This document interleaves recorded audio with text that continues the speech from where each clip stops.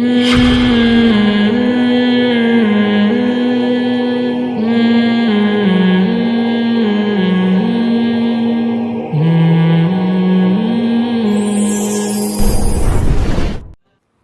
صاحب کے لیے رشتہ آیا، میں تھوڑا کردار اور واقعہ تھوڑا چینج کروں گا تاکہ وہ یہ نہ سمجھے کہ ان کی بات ہو رہی ہے، تو تھوڑا سا واقعے کو میں چینج کر کے بیان کر رہا ہوں. اصل واقعہ وہی ہے جو ہوا ہے سچی مچی میں، لیکن کردار اور واقعے کے کچھ پہلوؤں کو میں چینج کروں گا تاکہ وہ نہ سمجھے کہ میرا قصہ بیان ہو رہا ہے. ایک صاحب کی بیٹی کے لیے رشتہ آیا، انہوں نے لڑکے کے بارے میں شرط لگائی کہ میں ایسے لڑکے کو اپنی بیٹی دوں گا، اس طرح سے پہلے چیک کروں کہ یہ میری بچی کے معیار پہ پورا اترتا بھی ہے کہ نہیں. مثال کے طور پر میں تبلیغ میں چلا جاؤں گا اس کے ساتھ 4 مہینے کے لیے، پرکھوں گا. مثال کے طور پر میں جناب وہ 15 دن کے لیے ہمارے گھر آ کے رہے پہلے. میں نے ان کو سمجھایا، میں نے کہا ایسے آپ کی بچی کی قیامت تک کبھی بھی شادی بولو نہیں ہوگی. انہوں نے کہا بھائی میں اجنبی جگہ اپنی بیٹی کیسے دے سکتا ہوں، کیا دھوکہ نہیں ہوتا اس میں؟ 10-15 دن آدمی کسی کے ساتھ رہے پھر پتہ چلتا ہے کہ یہ بندہ صحیح ہے کہ نہیں ہے. میں نے کہا واقعتاً 10-15 دن کے بغیر یہ پتہ نہیں چل سکتا، لیکن بہت سے کام ضروری ہوتے ہیں مگر وہ آپ کے اختیار میں نہیں ہوتے. یہ ضروری تو ہے، ہر رشتے میں یہ شرط ہونی چاہیے کہ پہلے 15 دن ہونے والا داماد ہونے والے سسر کے ساتھ گزارے، لیکن یہ پریکٹیکل لائف میں یہ پاسبل نہیں ہے. میں نے کہا خود آپ بھی نہیں کر سکتے تھے ایسا. آپ کے سسر اگر یہ شرط لگاتے کہ میں اپنی بیٹی آپ کو جب دوں گا جب تو 15 دن میرے ساتھ میرے گھر میں رہے اور میں تجھے پرکھوں کہ تو 1 نمبر ہے، نماز بھی پڑھتا ہے کہ نہیں پڑھتا، ایسا تو نہیں چھپ چھپ کے گٹکے کھاتا ہو اور ابھی جو میرے سامنے تیزاب سے منہ کھلیاں کر کے آیا ہوا اور دانت اتنے چمک رہے ہوں. اور میں نے کہا مزید بہت سے لوگوں کو کیا ہوتا ہے، شادی ہو جاتی بعد میں پتہ چلتا ہے داماد میں کوئی بیماری ہے، کینسر ہے اس کو. یہ ہوتا ہے کہ نہیں ہوتا؟ بعض سیکشولی ویک ہوتے ہیں یعنی نامرد ہوتے ہیں، زندگی عذاب بن جاتی ہے. بعض ڈپریشن کے مریض ہوتے ہیں. تو میں نے کہا ضروری تو یہ ہے کہ جب بھی کوئی آپ کے ہاں پیغام نکاح بھیجے اس سے تمام قسم کی میڈیکل رپورٹیں پہلے بولو منگواؤ. اصولی طور پر تو یہ بات اصولی طور پر تو ایسا ہونا چاہیے. اس کی آنکھوں کا بھی ٹیسٹ ہو، ایسا نہ ہو پتھر کی آنکھیں لگائی ہوئی ہوں. وہ ایک ہم نے بچپن میں لطیفہ سنا تھا، ایک آدمی کی شادی ہوئی، اس کی بیوی کی آنکھ پتھر کی. بچپن میں سنا تھا لطیفہ. اس کی بیوی کی آنکھ کیا تھی، اس کو پہلے بتایا نہیں تھا لڑکی والوں نے کہ تمہاری بیوی کی آنکھ پتھر کی ہے. وہ نہا رہی تھی تو وہ پتھر کی آنکھ نکل کے واش روم میں چلی گئی اور واش روم بند ہو گیا. اس نے بھنگی کو بلایا، بھنگی اس کو نہیں پتا یہ کیوں بند ہو گئی، اس کو تو شاید کوئی کچھ پھنس گیا ہے. بھنگی گھبرا کے بھاگا. کیوں بھاگا بھائی؟ کہہ رہے کوئی بندہ گٹر کے اندر پھنسا ہوا ہے، اوپر کی طرف دیکھ رہا ہے. گٹر کے اندر کوئی بندہ پھنسا ہوا ہے اوپر کی طرف، وہ پتھر کی آنکھ پھنس گئی.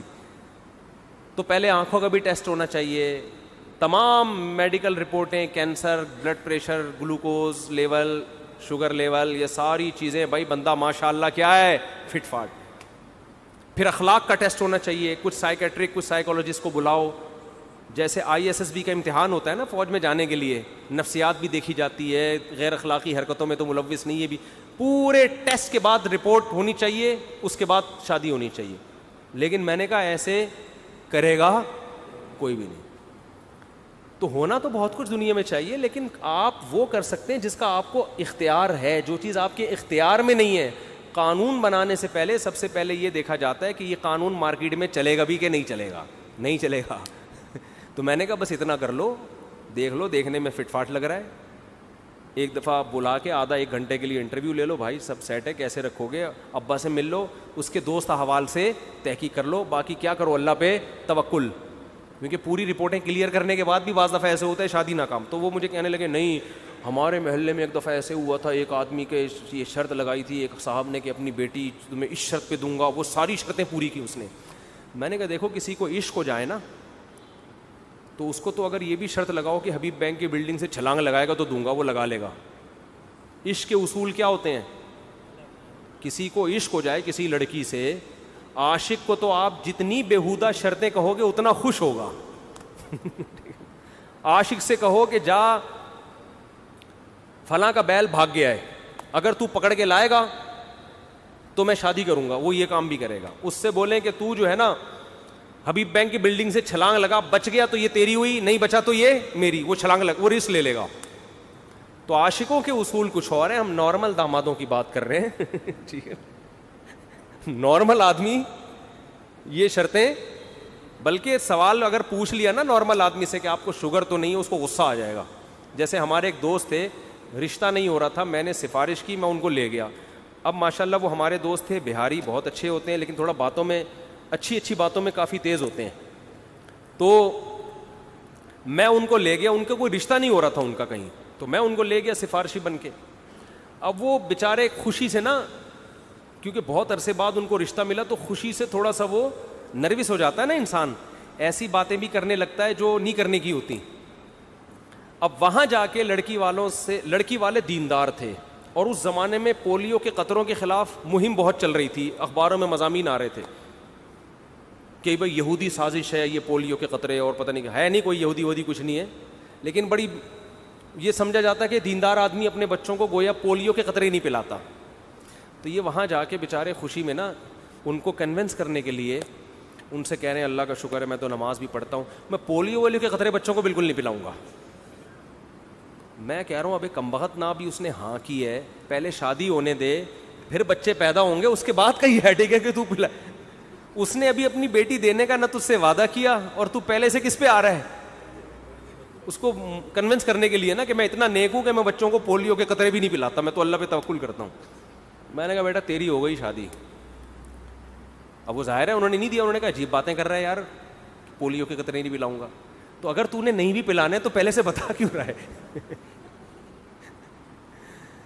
تو میں نے پھر اس کو کہا, میں نے کہا بھائی میں نہیں جاؤں گا تمہارے ساتھ کبھی, تم میری بھی عزتی کراؤ گے. تو الٹا مجھ پہ غصے ہونے لگا. خیر پھر جب ٹھنڈا ہوا تو ہم نے اس کو سمجھایا, میں نے کہا تو چپ بیٹھا کر, ہمیں بولنے دیا کر, کیا کیا تو نے پلانا ہے کیا کیا نہیں پلانا یہ ہم بتا دیں, تو چپ.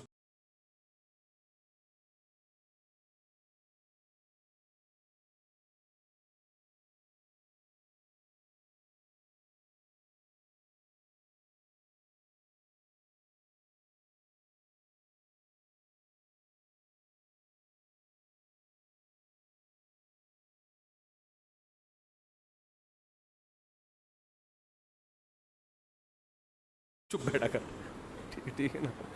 تو یہ جو ہے نا کہ قربانی کے جانور کے ہار پھول اور گلیوں میں لے کے گھوم رہے ہیں, اور دل پسند والوں کے الگ فارم لگ رہے ہیں, میڈیا پہ بھی کوریج ہو رہی ہے, یہ لازمی جزو ہے, ان چیزوں کو آپ روک نہیں سکتے. سمجھتے ہو کہ نہیں سمجھتے ہو, اللہ سمجھنے کی توفیق عطا فرمائے. کافی ہو گیا میرا خیال ہے.